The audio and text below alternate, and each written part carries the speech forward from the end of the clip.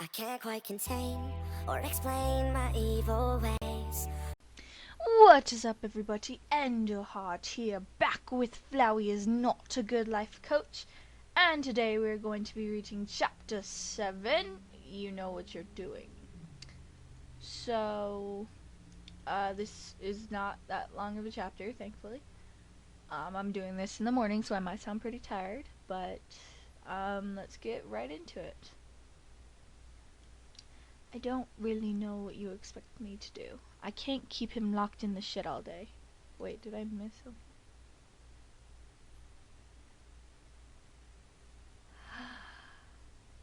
Papyrus took stock of where he was, half asleep and confused. Oh, right, he slept on the couch. That would explain the achy joints.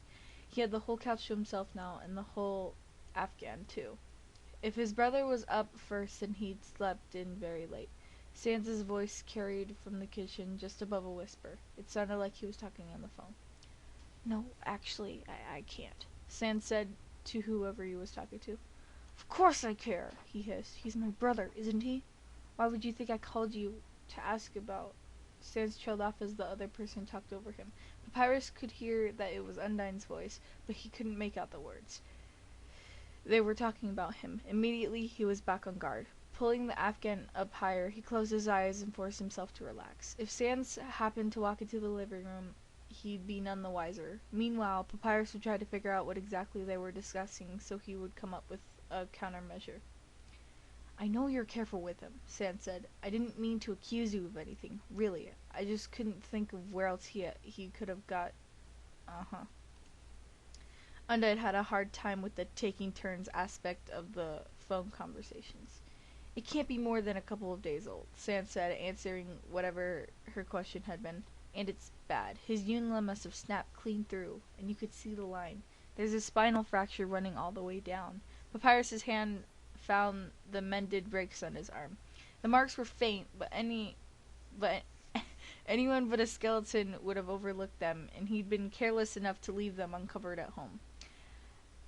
All of his long-sleeved shirts had been in the wash, cursed his refusal to wear dirty clothes. He should have known Sans was bound to notice. Sans sighed. I have no idea. That's why I called. He hasn't said anything about it, and I doubt he would if I asked him. He paused for a long while. I know, he said, his voice gone slightly hoarse. I'm worried, too. How was he this obvious? Papyrus had been keeping up appearances for a month, but now for some reason cracks were beginning to show. Why was he letting it slip? What were they seeing that he wasn't catching? Other than literal cracks on his arm. That had been a stupid oversight. And on top of everything else, he was now upsetting Sans and Undine for no good reason. There was nothing they could do, and they were only safe as long as they were ignorant. The least he could do was keep them from fretting over him. When Sans hung up and wandered back into the living room, Papyrus made a show of being woken up by the scuffling of his footsteps. Oh, hey, Sans said. You okay? Not coming down with something, are you? Papyrus was about to protest that he never got sick, but caught himself. Maybe, he said. What time is it? He knew what time it was. He could see the clock perfectly well. He checked 20 minutes ago when he actually woke up. Sans frowned. It's 8:30, bro. You must have slept a good 9 hours. Sans' concern was well-founded. Papyrus generally slept about half that long. He never really needed much sleep. Lately, though, he had been getting even the meager 4 hours a night he required. It had to catch up with him eventually. Papyrus sat up, his vertebrae audibly popping back into alignment. He might as well have been sick. Sleeping for too long was such an uncomfortable surface that left him still and sore all over. Reaching up, he pushed his fist against his jaw, left and right popped to his neck. It was a little better. When he stood up, his hip shifted in his socket with a dull thunk. Remind me to never sleep on this miserable thing ever, he said. Ever again. Thank you, Sans. A skeleton rolling their eyes, such as they were, was very subtle maneuver and easy to miss, but Sans had seen that particular expression an uncountable number of times. Sans had the gall to laugh. Welcome. If he tried, Papyrus could almost forget about the phone call he just overheard, and pretend this was an otherwise average morning. Sand said, stuffing his hands into his jacket pockets. Undyne called. Wants to do some training this morning. I told you you weren't feeling well, but since you're up, it's your call, obviously. If Papyrus had known for a fact that Sans was lying to him, he'd never been able to tell. His brother looked him square in the eye with the same air of affable laziness as he always did. Papyrus wished he were that good of an actor. It would solve a lot of his current problems. He'd suppose he'd simply have to practice. The first step was going to Undyne's for training. Sans had given him an easy out, but Papyrus was... But Papyrus liked spending time with Undyne. He liked training. Had liked, anyway, but that outward appearance had to stay firmly in place. Can't talk. He'd been getting careless. No more. He couldn't bear to think what might happen if their questioning got out of hand. No matter what it took, no matter how much his soul shriveled inside him, he would keep them safe. Papyrus watched Undyne measure out 20 paces.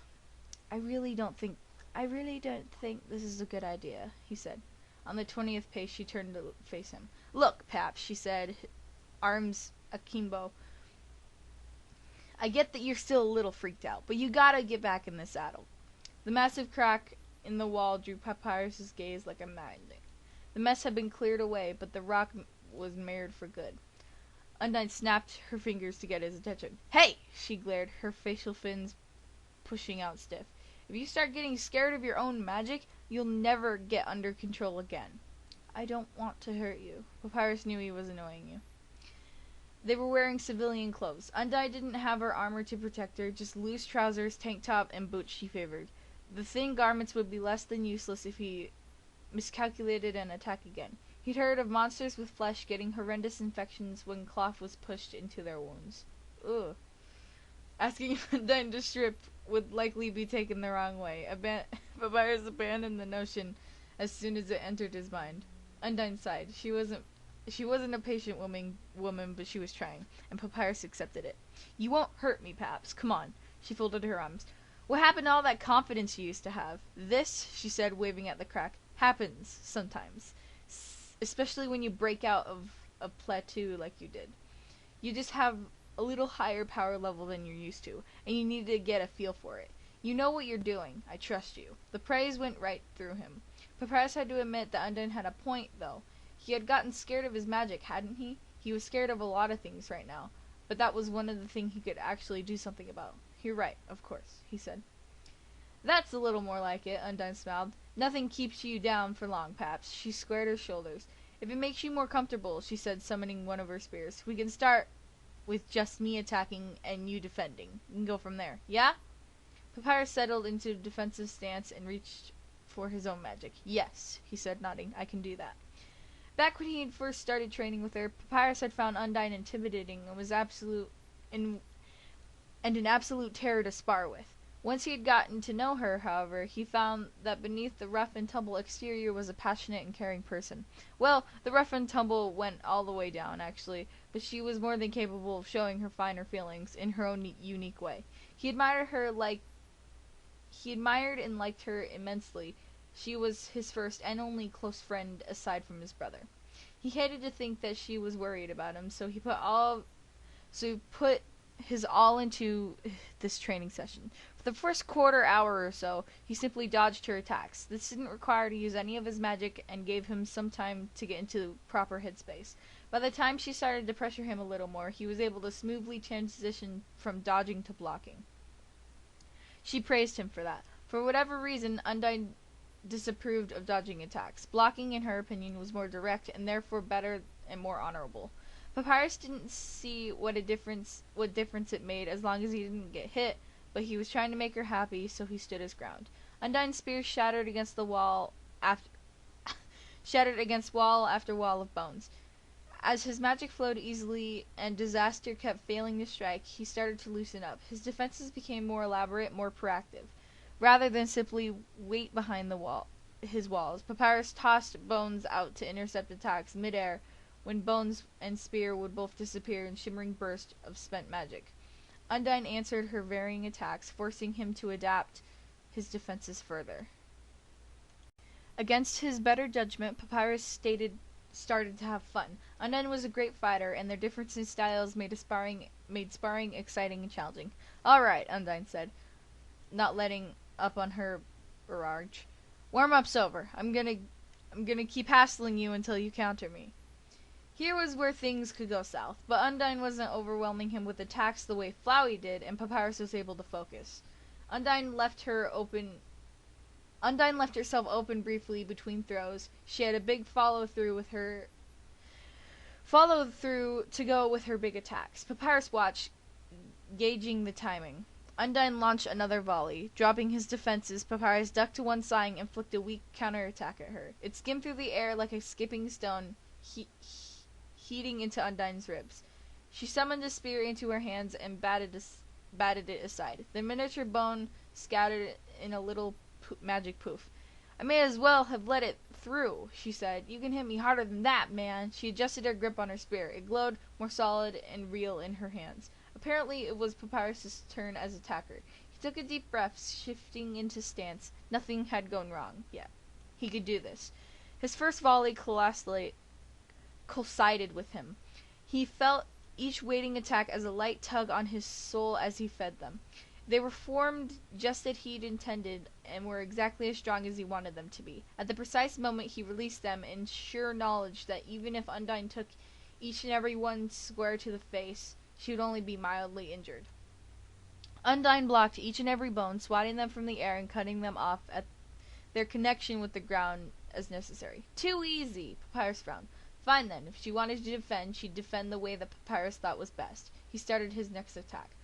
Where Undyne's strategy was to pin her opponent down in one place, Papyrus formed his attacks into patterns that forced his opponents to move. Undyne quickly figured out that she couldn't effectively block both waves of bones that were now flanking her, and stopped digging her heels in. Papyrus couldn't help but find it a little gratifying as to watch Miss head-on jigging back and forth to avoid his attacks. "Hey, Paps," Undyne said between hops, "if you're gonna keep it up with these wimpy..." Ugh! She stumbled into a bone and smacked her into the back, knocking her forward half a step. "These wimpy attacks," she continued, rightening herself without a miss of a beat. "You could at least make me blue or something. I want to get some kind of work out of this, you know?" The wave form faltered. "Are you sure about that?" Papyrus certainly wasn't. Undyne seemed to enjoy training under the effects of Papyrus' special technique. She'd always said it made her feel like Goku, whoever that was. He didn't feel that now was really the ideal time to hobber her like that. Not when he still wasn't sure of his magic that would keep behaving itself. Undyne straightened up to her full height and nodded. Yeah, look," she said. "You're attacking like you're sparring with Sans or something. Give me some excitement, for cripe's sake." "Well," Papyrus said, not liking the idea at all, but wanting to please his commander and friend, "if you insist, I guess." "I insist! Lay it on me, Paps." Papyrus carefully tuned his magic. Bones shimmered into extensive around him, icy blue. "Remember to hold still until it's done," he said. He knew she knew how his blue attacks worked, but it helped calm his own nerves to say it out loud. Undyne did hold completely still, letting the attacks phase harmlessly through her. She shivered slightly as they did so. Blue attacks felt a bit unnerving even when they were expected, cold and tingling. But by the time the wave was finished, the effect had taken hold. Undyne sank into a kneeling position, propping herself up with a spear. 200 times the Earth's gravity, he heard her mutter to herself. That wasn't at all how his attack worked, but Papyrus knew better than to correct her. "Are you okay?" he said. They'd trained this way dozens of times before, but he couldn't shake the feeling that there was a tempting fate when they did this. Undyne grinned. "Never better!" She lobbed her spear at him, summoning the new one in her hands. Papyrus sidestepped the spear. It wasn't even a real attack as much as a strong hit to get back to fighting. They exchanged blows this way for a good while, Undyne dodging well despite her hired movement. Papyrus came to the decision she'd been right all along. He'd really only made it more likely that an attack would go wrong by stressing about it. This was fine. He knew what he was doing, and so did Undyne. He needed to trust her, too. After an hour and a half, they both started to flag. "Break soon?" Papyrus asked, voice strained. It was taking more and more attention to keep his attack patterns well-formed, defending against Undyne's spears. He could tell she was just as tired.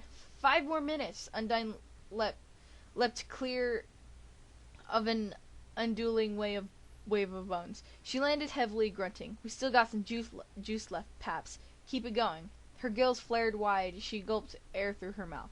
Papyrus skipped out of the way of another volley of spears while he wove together one last pattern. His friend was tired, whether she wanted to admit it or not, so he structured the attack in a way that would demand accurate, small movements to dodge. Failing that, she could probably block most of it. He raised his arm to throw the attack. A gold-colored something moved behind Undyne. Distracted, he focused past her. Flowey smiled and waved a leaf at him. Everything went wrong. Papyrus jumped back, panic slamming into him like an avalanche.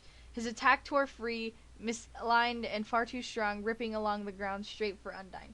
If she hadn't been blue, she could have gotten out of the way, but she was too heavy, too tired, and there was no time. In a split second before his attack hit, Papyrus saw her brace herself, bearing her spear across herself, planting herself firmly, tooth bared. Papyrus started running across as soon as the attack launched. He stumbled as he watched it hit, shattering Undyne's spear in an instant of tossing her across the yard like a rag doll. Undyne! Oh, that's it. That's it for this video, everyone. If you like it, subscribe and be sure to stay tuned for the next episode coming out next week. See you all on the flip side. Bye-bye.